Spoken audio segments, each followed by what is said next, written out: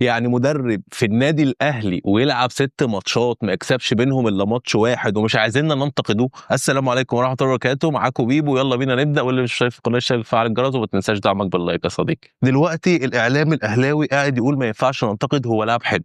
انا عايز واحد من المحللين اللي بيطلعوا في القنوات يقول لي طريقه لعب ريبيرو، يقول لما كان مضغوط عمل ايه، ولما كان مثلا في تكتلات دفاعيه عمل ايه، ولما بقى متعادل في اخر ربع ساعه عمل ايه. هيقول لك من اول الماتش لاخر الماتش بيلعب بنفس الطريقه. طب هل ده بقى مدرب يليق باسم النادي الاهلي؟ ما احنا كاهلاويه مش عايزين ننتقد المدرب، احنا عايزين المدرب يكسب ونشجعه، مش عايزين ننتقد المدربين.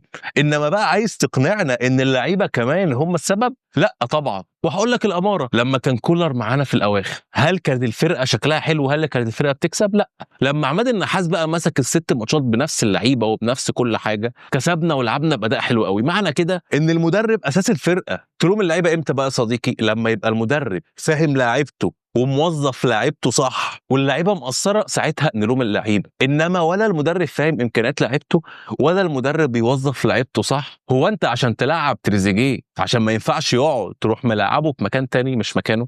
المشكله لما يقعد لو هو مثلا مش حلو يقعد، المشكله يا اخي ده مدرب المحله قالها ان تغييرات ريبيرو غلط، مدرب الفريق المنافس قال كده، قال لك لما غيروا الضغط قل علينا. يعني مدرب المحله اللي كان هيهبط السنه اللي فاتت يلعبك على التعادل وياخده منك، يبقى انت كده عندك مشكله. والمشكله الاكبر ان ريبيرو في المؤتمر الصحفي بيقول ان احنا كنا عارفين ان الفرقه الثانيه هتلعب كده. طب انت عارف ان الفرقه الثانيه هتلعب كده، ما لعبتش ليه ان هي هتلعب كده فغيرت من خطتك؟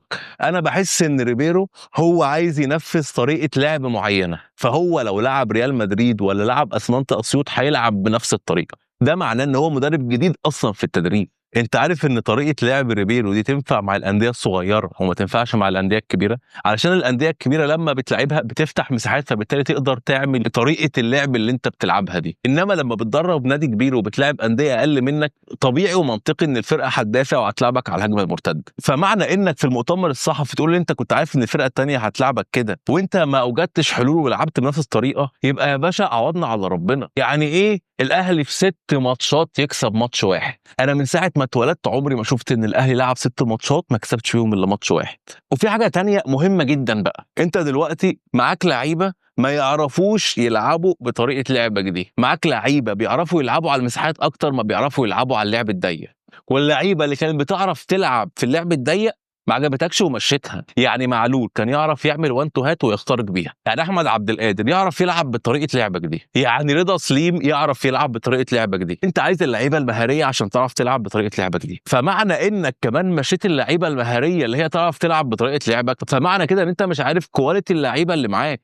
يعني انا مستغرب جدا زي ما الاعلام بيقول ان ريبيرو هو اللي مش عايز عبد القادر يتمرن معاه، دي عليها علامات استفهام كتير. في ناس بتقول لا ان المدرب ده فعلا عنده كوره وفاهم، حتى باماره ان جراديشار كان بينزل بيستلم من تحت فاحنا شفنا شكل اهو للعب. يا صديقي جراديشار هي دي طريقه لعب من ساعه ما جه النادي الاهلي وهو بيلعب بالطريقه دي. عشان كده هرجع اقول زي ما قلت في الفيديو اللي فات، الشوط الاول كان اجتهادات من اللعيبه، ما كانش طريقه لعب مدرب واضحه وصريحه، عشان اللعيبه حريفه فعارفه تخترق. يعني هو في اول ماتش ليه في الدوري في ماتش مودر عرف ان الاختراقات من العمق مع الفرق اللي بتدافع مش هياكل عيش معاه. جه في الماتش بتاع فاركو خلى الاطراف تشتغل اكتر فبالتالي عرفنا نكسب 4 وكان شكلنا الى حد ما حلو. ترجع في الماتش ده برضه عايز تخترق من العمق. يعني انت دلوقتي جربت حاجه ولقيتها غلط، بعديها بماتش جربت حاجه تانية ولقيتها صح، الماتش التالت تروح راجع للغلط. هو انت يا عم مخك مقفول على حاجه واحده مش هعمل غيرها؟ اصل انا مستغرب جدا من اللي يقول لك لا اللوم على اللعيبه اكتر من المدرب.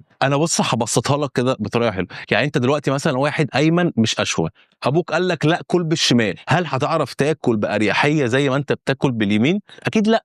هي دي النقطه يا جماعه. والله ادينا شفنا 6 ماتشات اللي الكابتن عماد النحاس مسكهم اللعيبه كانت متحرره، كانت عارفه تلعب وكسبنا بالستات وبالاربعات وبالخمسات. فانت ما ينفعش تحمل اللعيبه والمدرب لا المدرب يتحمل 80% واللعيبه 20%. ماشي. نيجي بقى لموضوع التغييرات اللي مجنني. يعني التغيير الوحيد اللي صح اللي هو تغيير عمر كمال، مع ان اللي نزل كوكا وكوكا ما اداش حلو بس احسن من عمر كمال. ويا جماعه كريم فؤاد مش عارف يلعب باك شمال، بيأدي على قد ما يقدر بس هو عدلته على اليمين. انت بتقتل كريم فؤاد. كريم فؤاد يا جماعه لما كان بيلعب قبل الاصابه لما كان بيلعب باك يمين او بيلعب هاف يمين يا جدعان كان مساحات جامده وكان بيعمل خطوره جامده وكان بيعدي. انما هو دلوقتي يوصل لحد الكورنر ويروح واقف وعادل على يمينه علشان يعرف يشوط. طب ما انت كده في ثانيتين اخرتهم فاللعيبه الثانيه عرفت تتمركز، فهو كده هيضطر يرجع تاني وما يرفعش اوفر. يعني كله قال قبل الماتش اللي احسن ان حسين الشحات يلعب باك يمين علشان يبقى على عدلته. هو انت لو في ماتش وعملت الخطه السليمه اللي كل الناس متفقه عليها هيقولوا اللي عمل الخطه السليمه اهو؟ يعني ما كنتش بتلعب ديانج وبقيت تلعب ديانج، تمام الحمد لله. تيجي بقى تلعب عمر كمال. موضوع التغييرات ده يا جماعه، دلوقتي انت لو شايف الفرقه اللي قدامك بتدافع، مش الطبيعي والمنطقي ان هو يزود في الهجوم؟ حتى تغييراته المركز بمركز بتغير اللعيب الجامد وتنزل مكانه اللعيب اللي هو رقم 2 اللي هو بي عندك. طب ما اللعيب رقم 1 اللي بيلعب في الملعب مأدي اهو شغال وفيها جمال.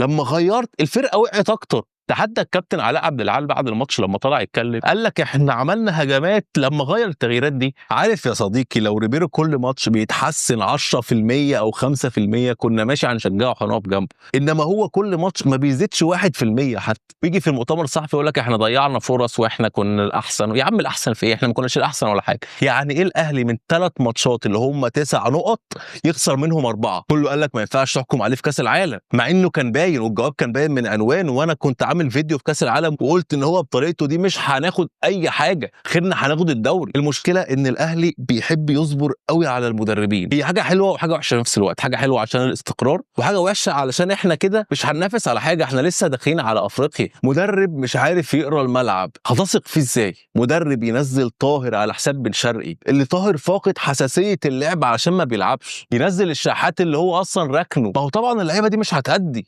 وهيبقوا مش واقفين على رجلهم. طبعا غير عمر كمال، في حاجه في عمر كمال غلط. مش عارف، انا مش عارف في ايه. انا حاسس ان عمر كمال خلاص هو حس ان هو وصل النادي الاهلي فهو وصل للتوب فهو مش عايز حاجه ثانيه. يا جماعه الماتش الجاي بيراميدز، احنا لو لعبنا بيراميدز بالطريقه دي وما ان بيراميدز بقاله فتره متعثر فالمدرب بتاعهم هيشوف ان الاهلي لو لعبته على الهجمه المرتده وخليت كل اللعيبه اللي عندي ورا هكسبه وهكسبه بسكور، ما هو هيعمل كده. احنا دلوقتي خلاص بقينا عارفين اي مدرب عايز يكسب الاهلي او يتعادل مع الاهلي يلعب مع الدفاع ويلعب على الهجمه المرتده. انا يا اخي لو جبت اصحابي ولعبنا الاهلي الطريقه اللي هو بيلعب بيها دي ممكن ناخد منهم نقطه عادي. يا جماعه مدرب فكره قليل على النادي الاهلي بالنجوم اللي مع النادي الاهلي دي. حرام النجوم دي نتكلم عليهم بطريقه سلبيه. النجوم دي جامده واحنا عارفين ان هي جامده. الغلط الاكبر في المدرب مش في اللعيبه. انا السؤال اللي عايز اساله بس، بما ان ريبيرو لعب 6 ماتشات مع النادي الاهلي وانتوا لسه بتقولوا ما ينفعش نقيمه دلوقتي، السؤال بس هنقيمه امتى؟ لما نخسر الدوري ولا لما نطلع حصاله في افريقيا؟ طلعنا حصاله في كاس العالم